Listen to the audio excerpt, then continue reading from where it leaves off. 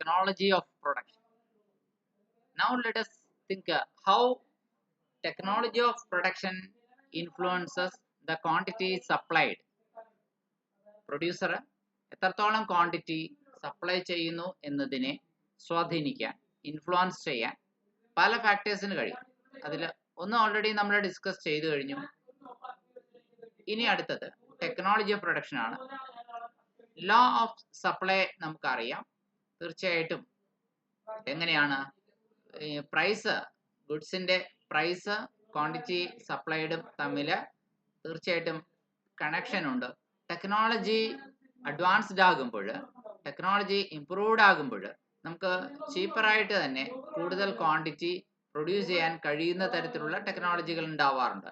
തീർച്ചയായിട്ടും price reduction സംഭവിക്കും, കൂടുതൽ ഡിമാൻഡ് ഉണ്ടാകും, അതനുസരിച്ച് കൂടുതൽ സപ്ലൈ ചെയ്യാൻ കമ്പനി ഏബിൾ ആവുകയും ചെയ്യും. ബിക്കോസ് ടെക്നോളജിക്കൽ ഇംപ്രൂവ്മെന്റ്സ് തീർച്ചയായിട്ടും ക്വാണ്ടിറ്റി സപ്ലൈഡിനെ നന്നായിട്ട് ഇൻഫ്ലുവൻസ് ചെയ്യുന്നുണ്ട്.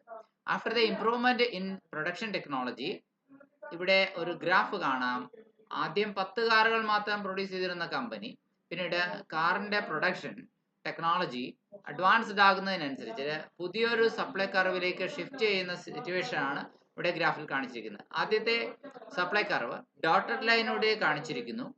പുതിയ സപ്ലൈ കർവ്, അതായത് ഷിഫ്റ്റ് ചെയ്തതിന് ശേഷമുള്ള ടെക്നോളജി അഡ്വാൻസ്മെന്റിന് ശേഷം സപ്ലൈ കർവ് പുതിയൊരു ഏരിയയിലേക്ക് ഷിഫ്റ്റ് ചെയ്തു. അപ്പോൾ ഷിഫ്റ്റ് ചെയ്തതിന് ശേഷമുള്ള സപ്ലൈ കർവാണ് റെഡ് ലൈൻ കാണിച്ചിരിക്കുന്നത്.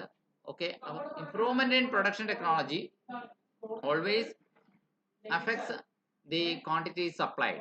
പ്രൊഡക്ഷൻ ടെക്നോളജി എങ്ങനെയാണ് ഈ രീതിയിൽ ക്വാണ്ടിറ്റി സപ്ലൈഡിനെ അഫക്ട് ചെയ്യണം എന്നുള്ളതാണ്. അതിന്റെ പിന്നിലുള്ള റീസൺ ഇത്രേ ഉള്ളൂ. whenever there is an improvement in production technology, the supply curve expands to right side, or it shifts right. Whenever there is a reduction in production technology, the supply curve contract, means shifts leftward.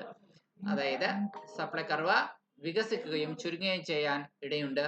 ടെക്നോളജിയിലെ അപ്വേർഡോ ബാക്ക്വേർഡോ ആയിട്ടുള്ള movements, ഇതാണ് നമ്മൾ പറഞ്ഞു വന്ന point. അതായത് ഇവിടെ S കർവാണ് ആദ്യം കാണിച്ചിരിക്കുന്നത്. Then അതിനുശേഷം S1 എന്ന് പറയുന്ന പുതിയൊരു സപ്ലൈ കർവ് അപ്പുറത്ത് കാണിച്ചിരിക്കുന്നു. റൈറ്റ് വേർഡിലേക്കാണ് ഈ ഷിഫ്റ്റ് ഉണ്ടായിരിക്കുന്നത്. SS കർവിൽ നിന്നും S1 ഷിഫ്റ്റ് ഉണ്ടായിരിക്കുന്നത്. ആദ്യം സപ്ലൈ ചെയ്യാൻ കഴിഞ്ഞിരുന്നത് OQ ക്വാണ്ടിറ്റി ആണെങ്കിൽ ഇപ്പോൾ സപ്ലൈ ചെയ്യുന്ന ലേറ്റസ്റ്റ് സപ്ലൈ എന്ന് പറയുന്നത് OQ1 ആണ്. The introduction of new technology reduces the cost of manufacture. പുതിയ ടെക്നോളജി ചിലപ്പോൾ മാനുഫാക്ചറിങ് കോസ്റ്റ് കുറയ്ക്കുന്നു, and also leads to a shift in the supply curve to the right. അപ്പം കുറച്ച് റോ മെറ്റീരിയൽ കൊണ്ട് തന്നെ കൂടുതൽ ക്വാണ്ടിറ്റി പ്രൊഡ്യൂസ് ചെയ്യാൻ കഴിയാം, അല്ലെങ്കിൽ കുറച്ച് ടൈം ലിമിറ്റിനുള്ളിൽ തന്നെ കൂടുതൽ ക്വാണ്ടിറ്റി പ്രൊഡ്യൂസ് ചെയ്ത് ഇറക്കാൻ കഴിയാം. ഈ രീതിയിലൊക്കെയാണ് ടെക്നോളജിക്കൽ അഡ്വാൻസ്മെന്റ് പ്രൊഡക്ഷന്റെ വേഗതയെ പോലും ഹെൽപ്പ് ചെയ്യുന്നത്.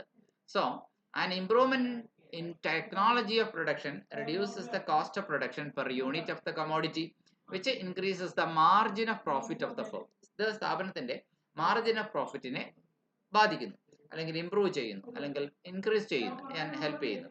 This induces the firm to supply more of the commodity with the use of improved technology.